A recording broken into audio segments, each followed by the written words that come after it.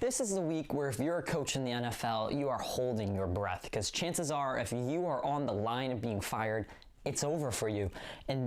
But I gotta say this week with Black Monday and other things combined has been one of the most surprising NFL weeks, with one story looming over everyone in the NFL world's head. Is Bill Belichick going to be fired? We'll talk about all things coaches, firings, and more next.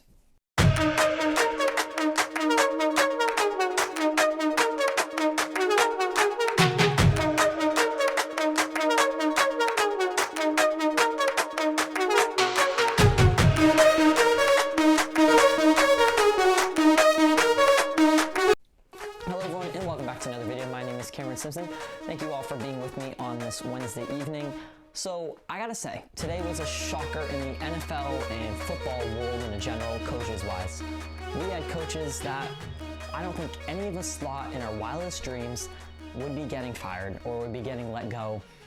And I think some of these came out of left field and some of these weren't expected. And then we had some earlier in the week that were 100% expected. So I want to spend a lot of this episode talking about some of the ones that weren't expected at all, because some of these were expected, obviously, with coaching jobs in Las Vegas, in LA, with the Chargers, the Falcons, the Commanders. I mean, the Titans was a little surprising, not terribly. We learned a little bit. We'll dive into that. The Raiders, it's okay. Who cares? The Panthers, they sucked. So, obviously, we expect that. And Seattle is the one that I want to really dive into today. And we're going to talk a little bit about Nick Saban at the end of the video. First off, Black Monday is the worst day for most coaches in the NFL, I would say. I feel like if you're on the brink of being fired, Black Monday is your least favorite day in the NFL, and a lot of coaches got nipped right then and there. You know, we saw the Panthers coach, Commanders coach, I believe the Falcons coach was a Black Monday casualty as well. They're all gone, right? So there's a lot of openings there, and teams are already lining up their applicants to see people go in. Then it came the day after Black Monday, Tuesday, when the Titans announced Mike Vrabel would be removed from his post. Vrabel came into the Titans as the guy. He won, he brought them to the playoffs, and he took over what was a very successful team.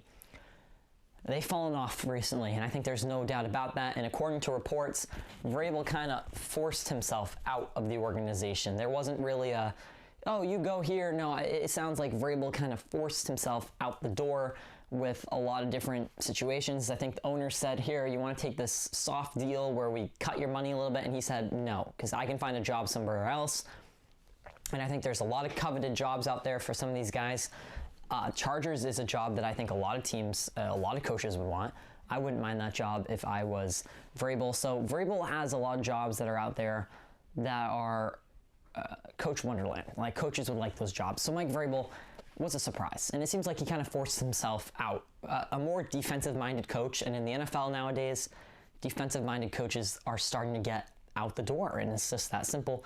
Vrabel was, I think, more on the defensive side, but he also kind of brought a little more offense when he first came in the league. And the Titans aren't a splendid team by any mind. They got hurt by injuries with their star running back Henry for year after year. So while the Titans are a team that some of you expected them to fire coach, I think this one kind of came in a left field.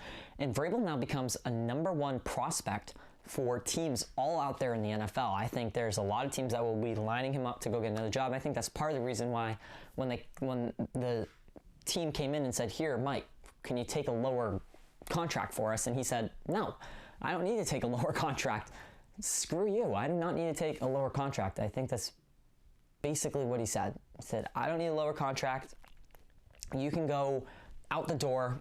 Sorry. And I think that's pretty much what Mike Vrabel said to ownership, and ownership said, okay, you're fired. And that's the way it went.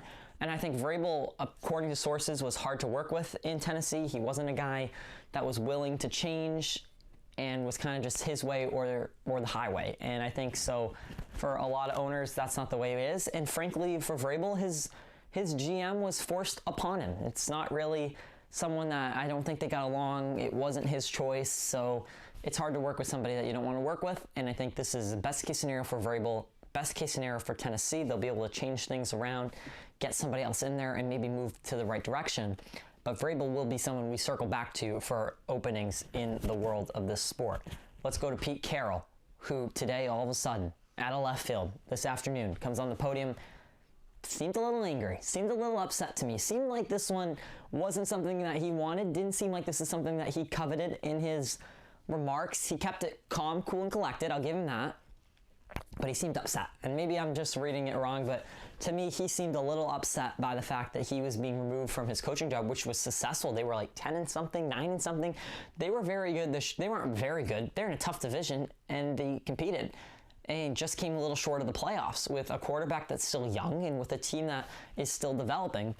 And Pete Carroll was removed from his coaching position, now taking an advisor role. This one is a surprise by 100%. This is 100% a surprise to the league, should be a surprise to everybody. Pete Carroll is a legend, but the reason he's being fired, folks, is he's old, right? And maybe the Seahawks see something we don't. Maybe he's losing a little bit on his fastball. I think we're going to talk about that when it comes to Bill Belichick.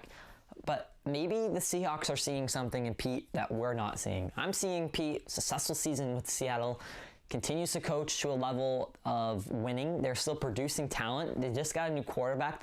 We're in the midst of a rebuild. They're turning the curve. They're heading out and starting to do well. But maybe Seattle sees it as Pete got us where we need to go, but he's old. He only has a few years left.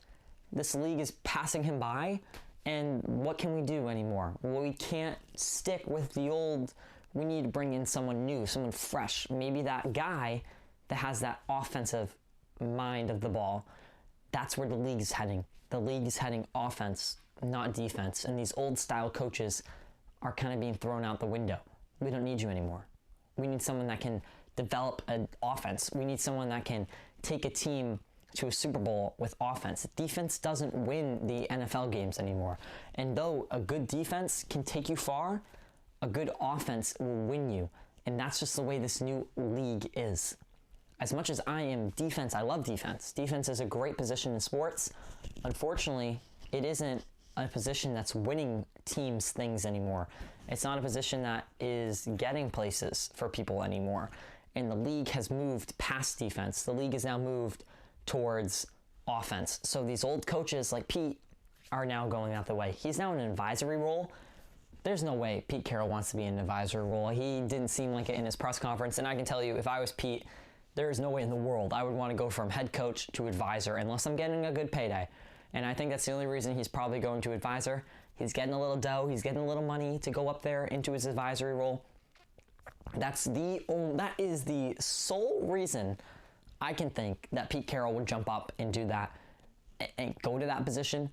To me, there's no other reason. There's just no other reason unless he was getting a little bit of a payday. Because who would want to go from the head coach of an NFL team to an advisor in the back room?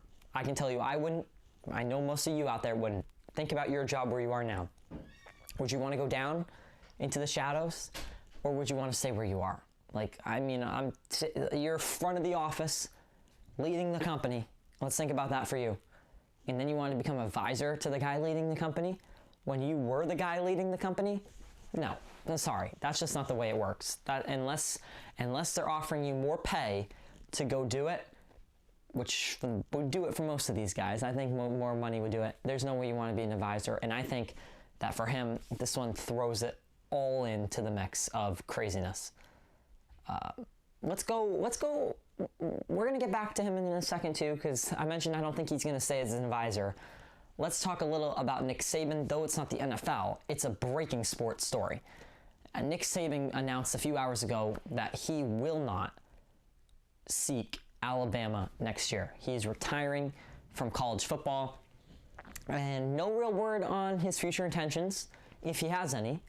But round of applause for Nick Saban, really. I mean, this is a guy that has done so much for sports. Alabama, I think there's some fans that we might have to put on the list, because I'm sure there's some fans out there that aren't feeling so great. Some Alabama fans that are a little worried about the future of their program, because I believe personally that Nick Saban was kind of the rock of this organization. He was kind of the rock of what Alabama was and what Alabama is. Alabama, Saban, he's 72 years old too. We're talking about guys that are old. 17 years with Alabama, and he built one of the best programs in sports history. 6 national championships. That's a big round of applause there.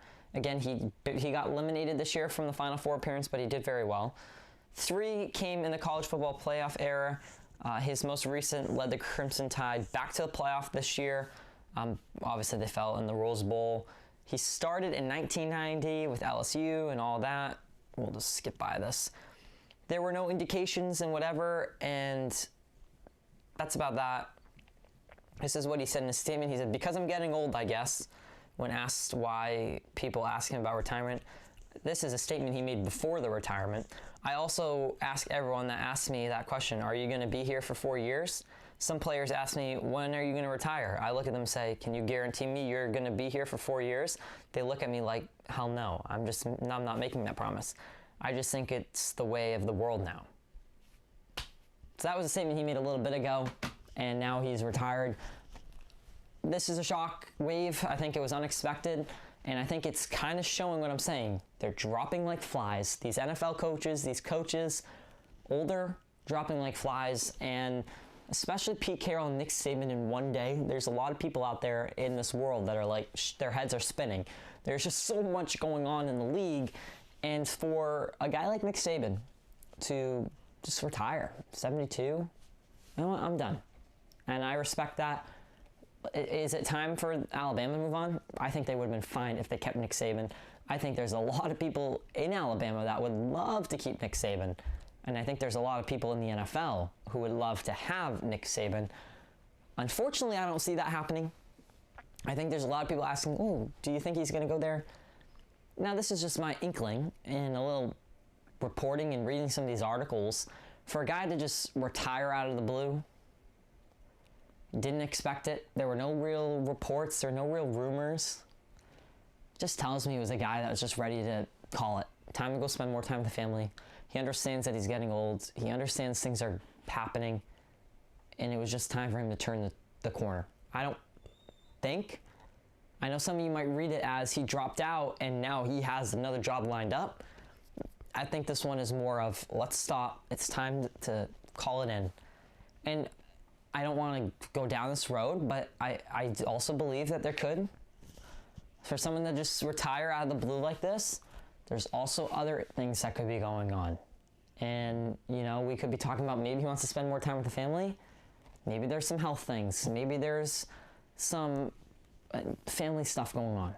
And sometimes when you're old and you get older, and that's just the things you need to consider in life. So those are some things to think about. But Nick Saban, I think we need to shout him out. I think he is the best coach of college football, at least that I can know of. And I'm young, so you older people can fill me in on some of the history. All right, thanks for watching. We'll have another one coming out soon.